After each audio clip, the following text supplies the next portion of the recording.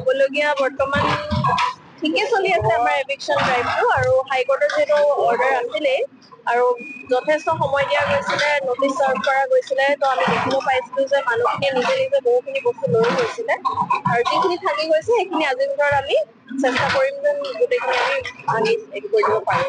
বাইদেউ ইয়াত যিসকল লোক আছিলে তেওঁলোকে এটা অভিযোগ কৰিছিলে যে তেওঁলোকক যিহেতুকে একাংশ লোকে এই ভেটিসমূহ বিক্ৰী কৰিছিলে, চৰকাৰী মাটিসমূহ ভেটি বিক্ৰী কৰিছিলে, এই ক্ষেত্ৰত কিবা ব্যৱস্থা লোৱা হ'ব নেকি? আজি ৰাতিপুৱা ডিচি ছাৰে অলৰেডি কৈছে এই প্ৰশ্নটো যেতিয়া আপোনালোকৰ মিডিয়াৰ কলিগে সুধিছিলে আৰু ডেফিনেটলি যদি তেনেকুৱা কিবা কথা আছে তদন্তটো হ'বই আৰু তেওঁলোকে যদি পেটিশ্যন দিছে বা নাই দিয়া সেইটোতো গম নাপাওঁ বৰ্তমান বাট যদি তেনেকুৱা কিবা আছে তেন্তে ডেফিনেটলি এনকুৱাৰী হ'ব ইয়াত। বাইদেউ আৰু এটা কথা আপোনাৰ পৰা জানিব বিচাৰো, যিহেতুকে চৰকাৰী ভূমি গেজিং ৰিজাৰ্ভ বুলি পেলাই উল্লেখ কৰিছে আপোনালোকে, কিন্তু এই ভূমিত কিদৰে আঞ্চলিক পঞ্চায়ত বা মহকুমা পৰিষদে এই মানুহখিনিক মানে এই বাসগৃহসমূহ বনাবলৈ অনুমতি প্ৰদান কৰিলে, বজাৰ এখন স্থাপন কৰিবলৈ দিলে বা তেওঁলোকৰ পৰা ৰাজহ যি সংগ্ৰহ কৰি আছিলে এইটো কি প্ৰক্ৰিয়াৰে কৰিলে বা এই ক্ষেত্ৰত আপোনালোকৰ প্ৰশাসনৰ ফালৰ পৰা কি ব্যৱস্থা লোৱা হ'ব বুলি ক'লে? বৰ্তমান এই বিষয়ে মোৰ তেনেকে জ্ঞাত নহয়, যিহেতু আপোনালোকে এইটো গম পাইছে আঞ্চলিক পঞ্চায়তৰ কথাটো আহিছে, তো এইটো বিষয়ে মই ক'ব নোৱাৰিম বৰ্তমান, এইটো পৰৱৰ্তী পৰ্যায়তহে গম পোৱা যাব। তদন্ত ছাৰ, আজি পুৱাৰে পৰা যিহেতুকে উচ্ছেদ অভিযান আৰম্ভ হৈছে, অতি শান্তিপূৰ্ণ দেখা গৈছে, কোনো লোককে প্ৰৱেশ কৰিবলৈ নাই, কি ক'ব এই মুহূৰ্তত? হয়, আজি উচ্ছেদ অভিযান আমাৰ হোজাই জিলা প্ৰশাসনৰ অধীনত এটা উচ্ছেদ অভিযান পদুম পুখুৰী এই অঞ্চল প্ৰবাহবাৰী মৌজাৰ অন্তৰ্গত এই অঞ্চলত এটা উচ্ছেদ অভিযান চলাই থকা হৈছে।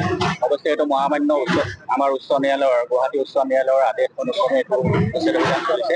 ইয়াৰ আগতে যিসকল ইয়াতে ইলিগেলি যিসকলে কনষ্ট্ৰাকশ্যন কৰিছিল এই অঞ্চলটোত, তেখেতসকলক ৰেভিনিউ ডিপাৰ্টমেণ্টৰ ফালৰ পৰা আমাৰ নটিচ জাৰি কৰা হৈছে তেখেতসকলক। অৱশ্যে বহু সংখ্যক লোকে নিজৰ নিজৰ বস্তু বাহানি ইয়াৰ পৰা আঁতৰাই লৈ যোৱা দেখা গৈছে।